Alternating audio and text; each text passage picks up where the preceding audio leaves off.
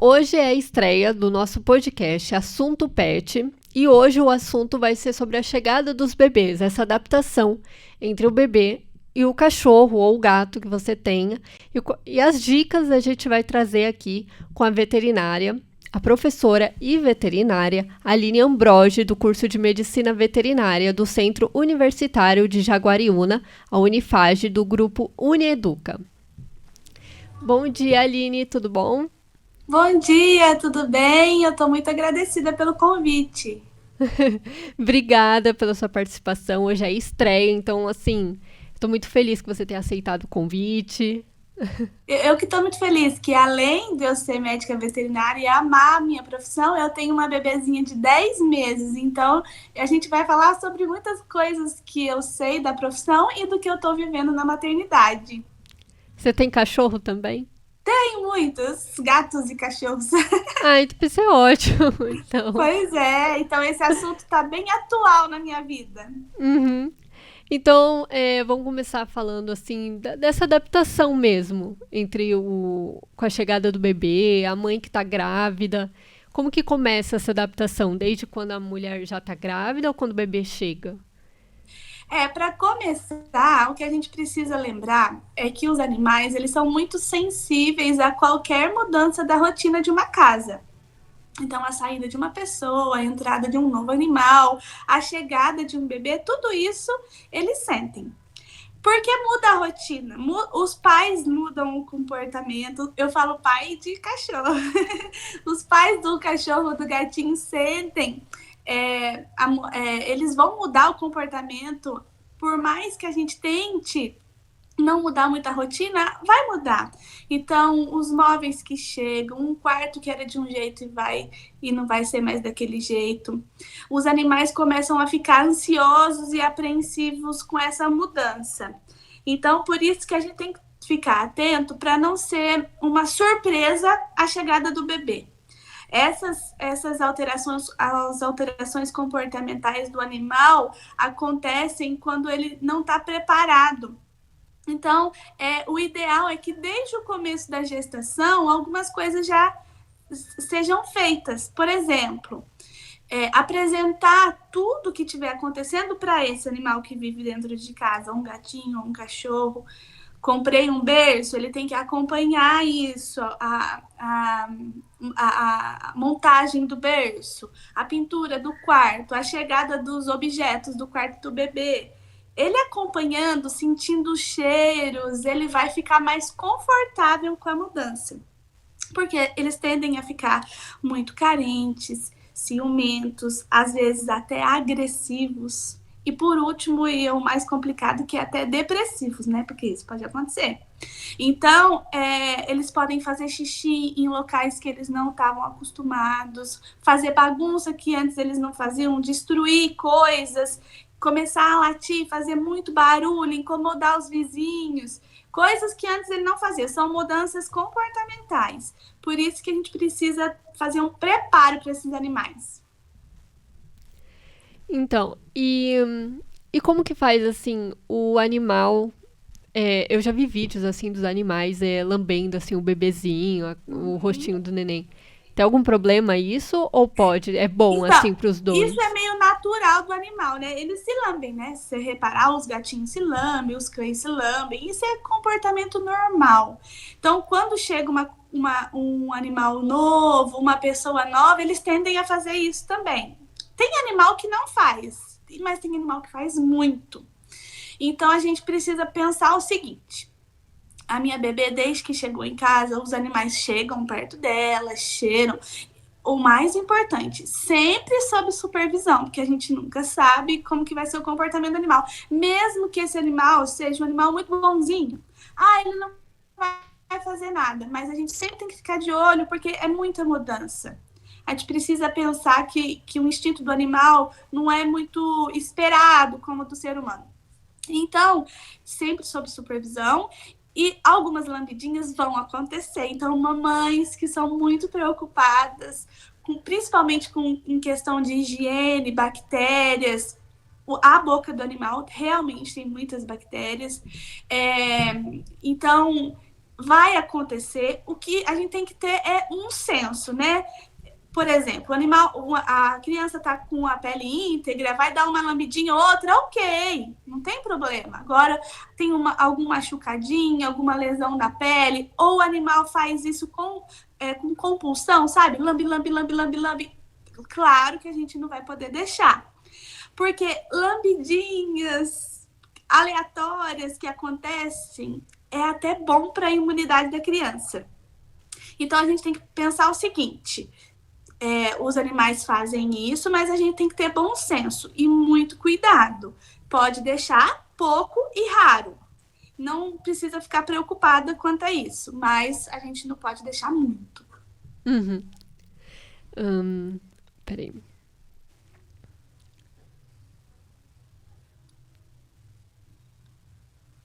Lembrando que as crianças também lambem os animais. Que A minha bonitinho. nenenzinha tá numa fase que se algum bichinho chega perto dela, ela pega, agarra, puxa o rabo, abraça, assim, ela gosta demais. E isso também tem que ser supervisionado, porque os animais às vezes não gostam da criança pegar, eles assustam, sabe? Assustam e às vezes pode até morder, então é um pouco perigoso. Então, a observação tem que ser tanto do animal com a criança, quanto da criança para o animal. Você disse que tem gato e cachorro. Tem diferença entre os dois com a criança? Eu senti bastante diferença, porque os gatos, eles sentem mais e não demonstram tanto. O cachorro, ele mais mostra o que está sentindo, sabe? Então, eu fiz uma adaptação em casa. O seguinte, eles participaram de tudo, como eu falei, da montagem do quartinho. Eu colocava roupinhas do bebê para eles cheirarem, o berço, o carrinho. A gente tem que tomar cuidado que às vezes os machinhos tendem a fazer xixi nas rodinhas do carrinho, então para marcar território, principalmente os animais que não são castrados, então a gente teve que fazer uma reeducação quanto a isso. Os gatos chegavam, cheiravam, iam e depois saíam do quarto. E como os gatos não demonstram tanto esse ciúme, esse cuidado, eles podem ficar doentes também, assim como os cachorros. Os cachorros podem ficar, como eu falei, nessa adaptação, fazendo xixi em locais que não faziam antes, o gato pode fazer isso também. E essa questão do xixi do gatinho é mais complexa, porque o gato, quando ele tá ansioso, nervoso, ele libera cortisol e, além de querer marcar território, ele começa a ter cistite, que é a inflamação da bexiga por estresse. Então, o gato, ele sente silenciosamente, mas ele tem algumas doenças diferentes do cão. Então, essa questão do xixi no gatinho, a gente tem que ficar bem atento. Prestar atenção se o gato não está indo toda hora na caixinha de areia fazendo xixi, ou se o xixi não está saindo de coloração diferente, com sanguinho, porque isso acontece muito com a chegada de um bebê e quando eles se sentem... Na verdade, eles sentem que a atenção está sendo dividida, né? E eles querem ser únicos na casa. E aí, com esse sentimento, acontecem esses problemas, essas patologias. Uhum. Eu ia perguntar até a questão do ciúme entre o cachorro e o gato com a chegada do bebê, mas você falou que o gato não teve ciúmes, né? Eles não demonstram tanto, mas eles têm bastante ainda. Em casa, eu não tive muito problema por conta que a minha adaptação acho que deu muito certo, sabe? Como eles acompanharam tudo, eu achei que um cachorrinho meu, na primeira semana, ele ficou com esse lamber excessivo. Aí eu deixei separado por uns dias e fui insistindo, tem que ter muita paciência. Aí o primeiro dia que eu soltava junto, ele continuava. Aí eu punha longe de novo. Conforme ele foi ficando mais calmo, eu fui deixando mais, para ele ter essa associação positiva, de que se ele ficar comportadinho, ele fica mais tempo com a gente. E assim deu certo. Os gatinhos também. Deixei deitar no carrinho, deixei sentir o cheiro das coisas do bebê. Então, eu fiquei muito preocupada com os gatinhos, mas eu não tive tanto problema com o gatinho em casa. Uhum. Então, na verdade, esse assunto também é uma forma de crítica também, porque tem muitas famílias que quando chega um bebê ou até se mudam de casa, jogam o cachorro na rua, né? Isso acontece muito, o abandono. Isso é uma realidade. A gente ouve muito e vê que a incidência de abandono de animais quando chega um novo bebê em casa é muito grande, por vários motivos. A maior delas é falta de informação. E a segunda maior é os médicos orientarem errado também. Eu sempre falo, se o médico pedir para você abandonar bichinho, muda de médico. Exato. Porque que a imunidade da criança tem vários benefícios. A imunidade da criança, isso já tem vários trabalhos comprovando que a imunidade de crianças que convivem com animais é muito maior do que de crianças que não convivem. Além de ser um estímulo absurdo, né? A criança é estimulada o tempo todo a conviver com esses animais e eles querem brincar. Ajuda até nessa fase que eu tô, que é de engatinhar e andar. A parte de afetividade da criança, a criança fica mais afetuosa, convive melhor com outras pessoas, então em sociedade ela vai ser um ser humano melhor, com certeza, e a amizade, que eu não posso deixar de falar, do animal com a criança é incrível, eu tenho vários registros, não tem coisa mais linda do mundo do que a amizade da criança com o pet, sabe? Então, acaba sendo inúmeros benefícios. E as pessoas, às vezes, falam, gato vai dar alergia, cachorro também, gato passa doença. Mas se os animais forem bem tratados, estiverem vermifugados, vacinados, tiverem uma boa alimentação. Uma outra coisa que eu gosto de frisar é não deixar os animais darem voltinha na rua e voltar para casa, sabe? Sempre deixar domiciliado mesmo, para não ter problemas, né, de transmissão de doenças. Isso é muito importante, principalmente para os gatinhos. E então são inúmeros os benefícios. Esse negócio de alergia, esse primeiro ano de vida da criança é muito importante para a formação da imunidade. Então, se ela entra em contato com isso, nesse primeiro ano de vida, a chance dela ser alérgica é pequena, porque está estimulando o sistema imunológico a entrar em contato, né, com esses antígenos que a gente chama, que são pelinhos, secreções, bactérias. Muito importante. Que bom. E uma coisa que eu tava aqui pensando, né, que eu pesquisei, qual que é a raça do seu cachorro? Porque eu já vi uma foto. Ele é fofo. O meu cachorrinho chama Zé Limão e ele é um Jack Russell. É? Que é o cachorrinho do Máscara, lembra? O Milo. Todo mundo acha que ele é um vira-latinha, mas ele é um Jack Russell e é um cachorro muito amigável para criança, é incrível. Isso é importante, a gente escolher raças que são amigáveis com crianças, sabe?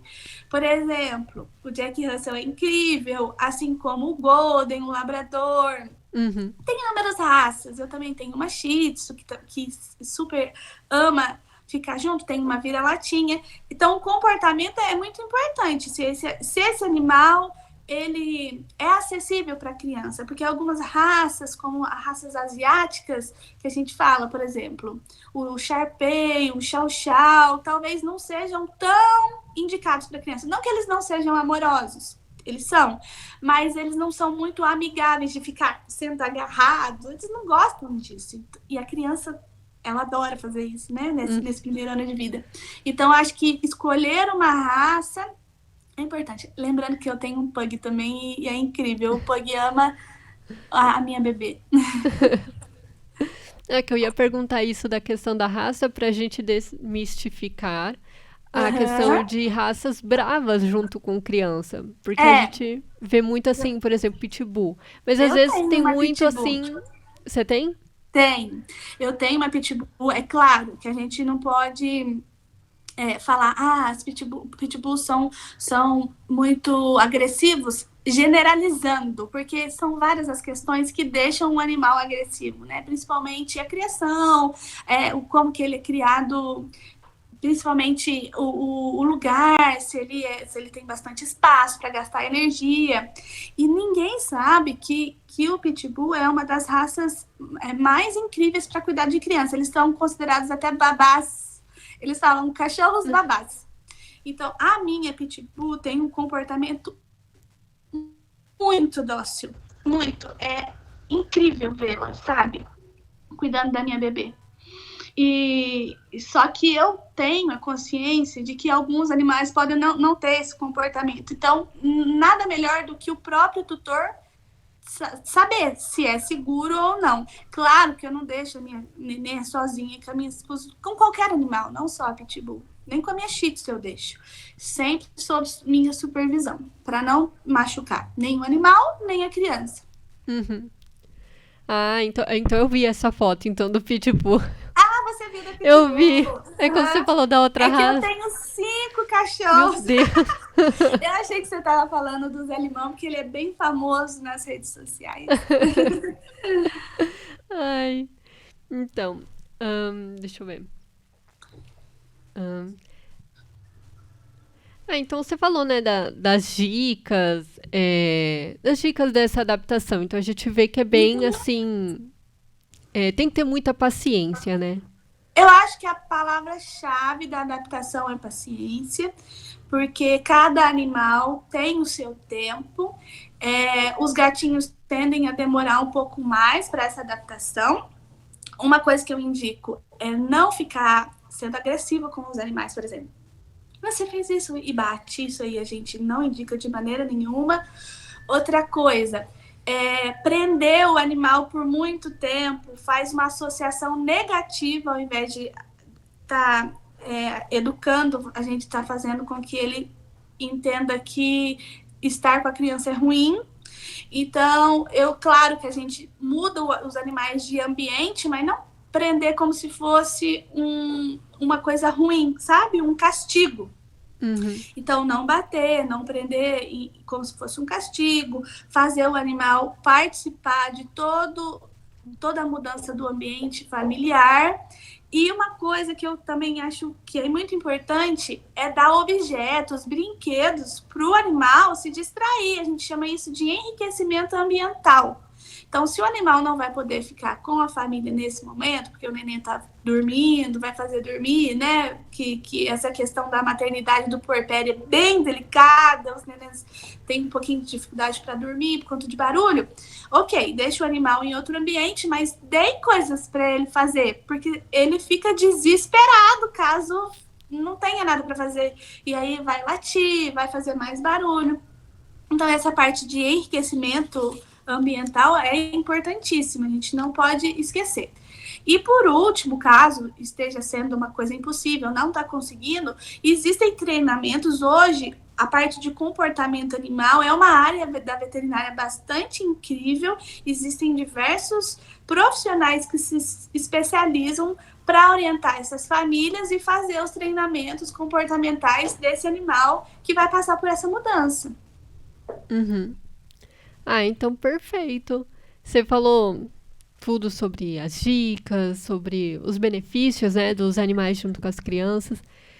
Foi muito bom, muito obrigada pelas informações.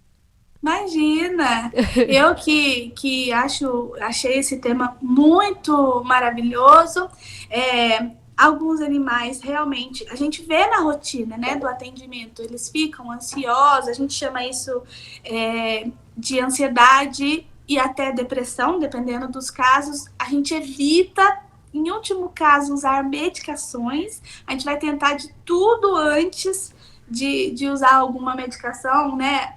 Alguma abordagem farmacológica. E lembrando que essa alteração é por conta de apego emocional. Os animais, hoje em dia, eles são muito apegados à família, como se fosse um filho mesmo. E então, isso tem que ser levado em conta para não ter esse transtorno comportamental por conta da mudança de rotina. E infelizmente, tem mesmo a mudança de atenção direto para o novo bebê que está chegando.